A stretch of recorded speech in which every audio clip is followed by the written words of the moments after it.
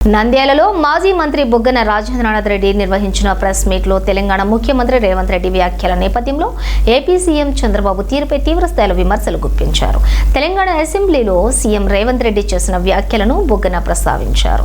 చంద్రబాబుతో మాట్లాడి రాయలసీమ ఎత్తిపోతల పథకాన్ని ఆపించాలి అని రేవంత్ రెడ్డి చెప్పడంపై ఆయన అభ్యంతరం వ్యక్తం చేశారు.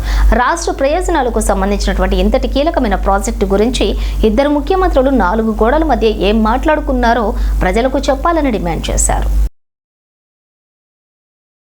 ఈ మధ్య కాలంలోనే తెలంగాణ రాష్ట్ర అసెంబ్లీ సమావేశాల్లో రాష్ట్ర ముఖ్యమంత్రి రేవంత్ రెడ్డి గారు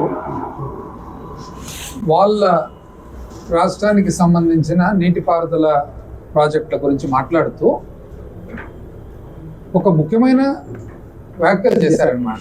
ఏమన్నారంటే, తాను తెలంగాణ రాష్ట్రం కోసము నీటిపారుదల ప్రాజెక్టుల కోసం చేస్తున్న కృషి వాళ్ళ సభకు వివరిస్తూ చంద్రబాబు నాయుడు గారితో 4 గోడల మధ్యలో మాట్లాడడం జరిగింది. తద్వారా రాయలసీమ లిఫ్ట్ స్కీమ్ ఏదైతే ఉందో అది పనులు ఆపేయడం జరిగింది. ఆ పనులు ఆపిన మాట జమ కాదంటే నిజ నిర్ధారణ కమిటీ వేయండి. నిజ నిర్ధారణ కమిటీలో అన్ని పార్టీల వాళ్ళని పెట్టండి, బీజేపీని పెట్టండి, ఎంఐఎంను పెట్టండి, మాజీ జలవనరుల శాఖ మంత్రులు తెలంగాణ రాష్ట్రానికి సంబంధించి అంటే ఎవరెవరు అక్కడ మాజీ ముఖ్యమంత్రి కేసీఆర్ గారు, హరీష్ రావు గారు, వాళ్ళలో ఎవరినైనా కానీ పెట్టండి, ఇంకా ఎవరినైనా పెట్టండి, అందరు కలిసి పోయి విజిట్ చేయండి, అక్కడ పోయి పరిశీలించారండి పనులు ఆగినాయా లేదా అని రేవంత్ రెడ్డి గారు చెప్పడం జరిగింది. అంటే ఇది ఇప్పుడు సామాన్య మానవుడు ఏమని అర్థం చేసుకోవాలా? 4 గోడల మధ్యలో చర్చ జరిగింది.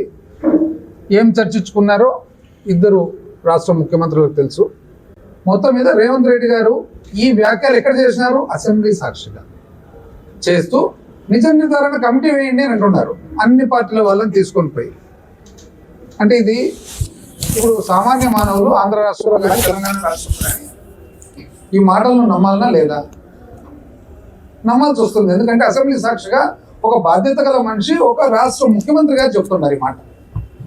పైగా మీరు పోయి పరిశీలన చేయండి అంటున్నారు, నిజ నిర్ధారణ కమిటీ వేయండి అంటున్నారు, అన్ని పార్టీల వాళ్ళని పెట్టమంటున్నారు. అంటే దీనికి పరిణామం ఏమి? రాయలసీమ లిఫ్ట్ స్కీమ్ ఒకవేళ ఆగిపోతే దాని పరిణామం ఏమి? రాయలసీమ ఈ భారతదేశంలోనే అత్యంత వెనుకబడి ప్రాంతాల్లో ఒకటి.